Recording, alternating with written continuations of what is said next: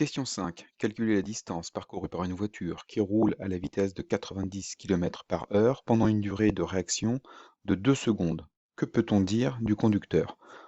On vous demande de vous aider à nouveau du document B. Donc on est exactement sur le même type de question que tout à l'heure.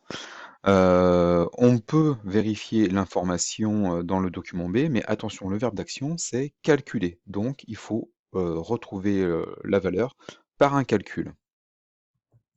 Donc on reprend sur le même schéma que la question précédente avec notre formule distance de réaction est égale à vitesse fois temps de réaction. Cette fois, on a un temps de réaction non pas de 1 seconde comme dans la question 4, mais de 2 secondes, et une vitesse non pas de 45 km/h, mais de 90 km/h. Première étape, on va devoir convertir à nouveau la vitesse puisque nous cherchons une distance en mètres et on a un temps en secondes. Donc il nous faut la vitesse en mètres par seconde. Donc vitesse, c'est donc 90 km/h.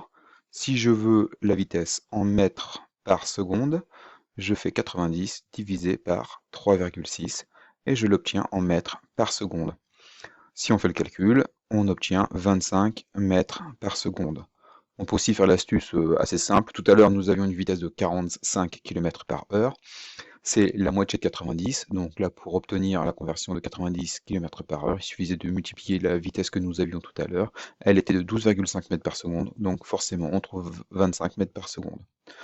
Maintenant que nous avons toutes les grandeurs dans les bonnes dimensions, nous pouvons appliquer la formule distance de réaction est égale à vitesse, ici 25 mètres par seconde, multiplié par le temps de réaction, ici 2 secondes.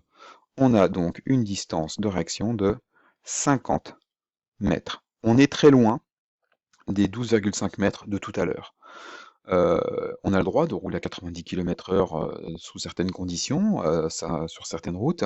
Par contre, avoir un temps de réaction de 2 secondes à cette vitesse de 90 km/h ou 25 mètres par seconde, ça nous fait avoir une distance de réaction de 50 mètres. Attention, on parle ici de la distance de réaction, absolument pas de la distance d'arrêt. Après, il va falloir commencer à freiner.